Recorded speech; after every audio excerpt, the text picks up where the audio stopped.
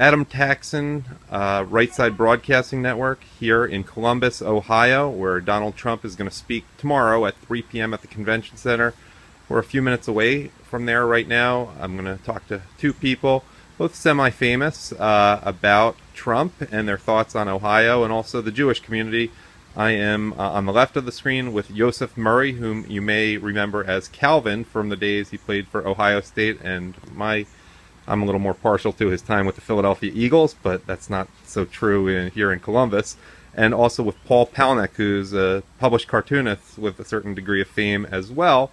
And thank you for joining RSBN today, and thanks for talking to me. I guess I could start with your general thoughts on the election and what's at stake. Well, I think it's a very black and white decision to me. What's at stake is America, I think, between freedom and the government taking over everything. Mm-hmm. And they've been doing it now for the last 8 years, and they're getting a stronger and stronger grip. And I think we need a man to kind of, like an ice pick, to break the logjam with hard, tough questions. And I think Donald Trump's the man to do it. I literally cannot wait for the debates to see him confront head-on what seems to be something that's without substance. Mm-hmm. Yosef, your thoughts? Well, I agree with everything that my brother has said here, and also too, I see a critical situation because I work with youth, mm-hmm. and I see. Is that your organization, by the way, on your shirt? No, that's just one of my supporters. Oh, okay. And so that's what bothers me is the future, mm-hmm. not just even now where we are, but also when you hear about Black Lives Matters, what that really means, and all the different things that are going on within the communities, mm-hmm. and as well as within the Jewish community. There's a lot of things that we need to be more truthful. We need to let people know what's really going on instead of masking and manipulating and doing things. I even saw the movie Hillary's America. Oh. So that really opened my eyes to a lot of things that I was really not privy to. So. Did you see it as well, Paul? Yes, and it was very joyful for me because he was giving voice to something that I had been witnessing. Mm-hmm. I mean, I don't know how anyone could sweep this email corruption under the rug and pretend that they don't see it. I don't see how anyone could sweep what they did to Bernie Sanders under the rug so mm-hmm. no one sees it. I don't see any way that they could see this massive bribery that was going on in broad daylight with the Clinton Foundation and pretend it doesn't exist, and then to watch her standing up there speaking as if she's a perfectly pure and honest person. I think Donald Trump is the man to confront her and confront her hard, and I'm dying to see how she handles it. You know what, Yosef, he brought up, that people are getting away with it, and you said you work with youth a lot. Mm-hmm. Do you see any effect there? Have they noticed that, well, is there an element of why should I follow the law? Well, that's what it is. Right now, the youth, for example, when we grew up, the youth, if the police officer said, halt, you halt. Right. The police said, do this, you did what you were told to do.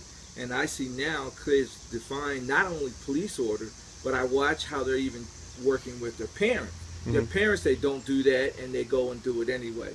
So we really have a problem just in our families, in our communities, mm-hmm. in our schools, in our businesses. People don't want to go to work. When they mm-hmm. go to work, they get a paycheck, they leave, or they feel they can go smoke marijuana mm-hmm. and go to work, or they can come in whenever they feel like coming in, or they can just quit any old kind of way.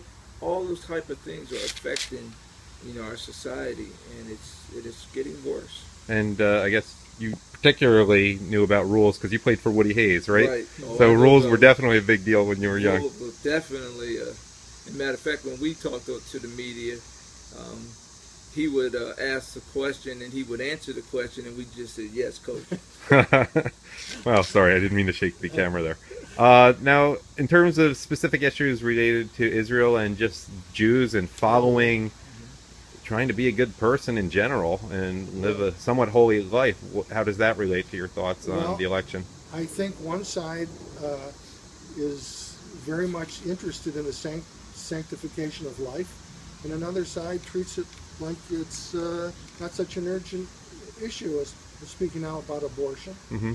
And I think that's a Jewish issue in my mind. Mm-hmm. And I think Donald Trump has demonstrated a long-term friendship with Israel, a very long-term comfort with working with Jewish people in New York City. And I in no way feel, in any way, that he's anti-Semitic the way the left is trying to portray him. And I think it's the other way around when it comes to Mrs. Clinton, that the question of her supporting Israel, in my mind, is highly doubtful, as we see her embracing the Palestinian cause and hugging it close to the Democratic Party. You saw the convention with the flags waving like that? Not on the first night. Yeah. The Palestinian flags waving. Oh, yeah, I'm talking burning about the Israeli flags just on the outside. Mm-hmm. I found that repulsive, and I didn't hear a full-throated apology. Right. Well, my take is, I agree with my brothers, as just said, but also I see Israel as to turn to Hashem. Mm-hmm. Israel needs to rely not on America, not on anybody, but Hashem himself. And maybe this is a wake-up call for us as Jews to really to unite together and to do what we are supposed to be doing and rely on Hashem, and that Hashem be the one who protects us and guides us and gives us the things that he wants us to do and keep his commandments and his mitzvah. And that's what we need to be doing as Jews. We need to be looking at ourselves and how are we treating each other, and start doing those things that we need to do what's right. And then that impact will help change the way the world is. And, hopefully, Donald Trump will keep that good relationship, because it says, I will bless them that bless you, and I will curse them that curse you. And I don't want to see America be one of the places that gets cursed. Yeah, it's certainly been true throughout history. What about the selection of Tim Kaine as related to that, who certainly has been no friend of Israel? Same old. Well, not quite same old. Joe Biden, wasn't really, didn't have the same record that Tim Kaine did. His is worse than Biden's. It's bad now. I can't imagine if Clinton got in and then we had an Arabist, a strong friend of the Islamic world. And I know full well there are many wonderful people who are of the Islamic faith. I'm talking about jihadi Islam. They don't even see this as a threat. And she has no plan whatsoever to deal with ISIS. If she has, she would have articulated by now, but I have not heard one word that ISIS is even a threat or something to be dealt with. On the other hand, Donald Trump is very clear. Very clear. And knock the hell out of him. For that, he's got my support 100%. 100%. He's certainly no racist. He wants, about immigration, he wants to know who's coming in. He's not saying he wants to block all people who are Muslim. Very, very, very fine Muslims living in this country. Wonderful people. But it's a particular kind of Muslim that wants to kill those who practice liberty as the United States understands it. Well, the funny thing about race is, and trying to make him a racist because of his comments about illegal immigration in Mexico, who's been the biggest detractor of Vicente Fox? Have you seen Vicente Fox? He's got a lot more pure European heritage than any of us. Right. I mean, I didn't realize Mexican is a race. At least the power elite, they're pretty white in Mexico, the ones who are complaining most loudly. But it doesn't matter what he says. He's a racist. It doesn't matter what he does. People, they say that he's hateful. It doesn't matter what he says. It wouldn't matter who was running against her at this point. They would just tar and feather whoever they could. Same old playbook. To stop Clinton and to stop the left. Now, I don't know as much about your background, where you came from. You told me beforehand, before we started shooting this, you're from a very secular Jewish background, and you used to be a Democrat in Cleveland. My whole family were Democrats. I was raised as a liberal Democrat. And then I was the first one in my family to go to college. I'm an older person. And when you go to college, you learn how to think differently than before.